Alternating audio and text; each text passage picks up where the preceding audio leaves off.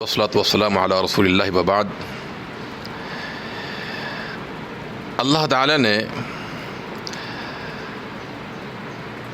زکوٰۃ کو فرض کیا ہے اور زکوٰۃ کی فرضیت کتاب و سنت سے ثابت ہے۔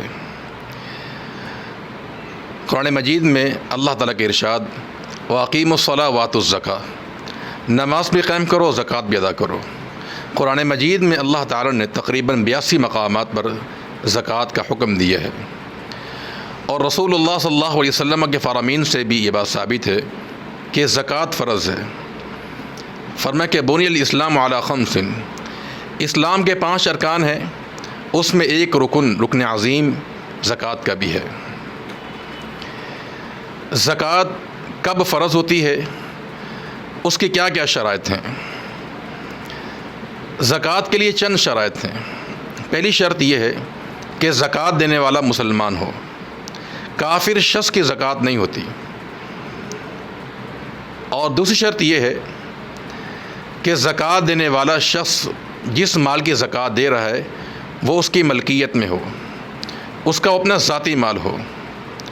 اگر اس کے پاس مال ہے لیکن ادھار لیا ہوا، یا اس کے پاس کوئی اجتماعی فنڈ ہے مسجد کا، مدرسے کا یا جہاد کا، چونکہ اس کا ذاتی مال نہیں ہے، تو اگر ذاتی مال نہیں ہے تو اس پر بھی زکوٰۃ نہیں ہوتی۔ تو شرط ثانی یہ ہے کہ انسان کے پاس جو مال ہو وہ اس کی ملکیت میں ہونا چاہیے۔ اور زکوٰۃ کے لیے تیسری شرط یہ ہے کہ اس پہ سال گزر چکا ہو۔ اگر سال مکمل نہیں ہوا، اس سے پہلے اس نے وہ مال استعمال کر لیا، یا اس کا وہ مال چوری ہو گیا یا تلف ہو گیا یا اس کو نقصان ہو گیا، تو اس شخص سے بھی زکوٰۃ ساقط ہو جائے گی۔ اور چوتھی شرط یہ ہے زکوٰۃ کے لیے کہ وہ نصاب کو پہنچتا ہو، اور ہر مال کا مختلف نصاب ہے جو کتاب و سنت میں بیان کر دیا گیا ہے۔ تو جب تک مال نصاب کو نہیں پہنچے گا اس وقت تک زکوٰۃ لاگو نہیں ہوتی ہے۔ مثلا ایک انسان کے پاس سونا ہے، چاندی ہے یا دیگر اموال جن پر زکوٰۃ لازم آتی ہے، اگر وہ نصاب کو نہیں پہنچتے تو ان پر بھی زکوٰۃ دینا ضروری نہیں ہوتی ہے۔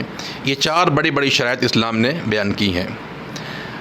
وہ اموال جن پر زکوٰۃ دینا ہوتی ہے وہ کچھ اموال ہیں، مثلا سونا، چاندی اور نقدی رقم، اور اس طرح اموال تجارت، زمین کی جو پیداوار ہے، پھل ہے، غلہ جات ہیں، اور اس طرح معدنیات ہیں اور دیگر اشیاء، شہد ہے، ان پر اسلام نے زکوٰۃ، یہ وہ اموال ہیں جن پر زکوٰۃ لازم آتی ہیں۔ کچھ اموال ایسے ہیں کہ جن پر زکوٰۃ نہیں ہوتی، جیسے سبزی ہے، اس پر زکوٰۃ نہیں ہوتی ہے۔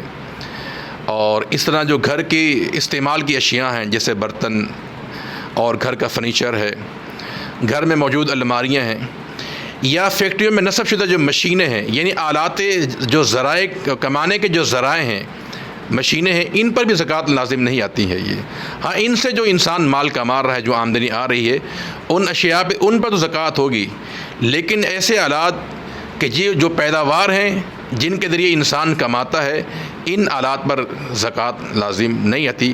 اللہ تعالی ہم سب کو سمجھ کر عمل کی توفیق عطا فرمائے۔ السلام علیکم ورحمۃ اللہ وبرکاتہ۔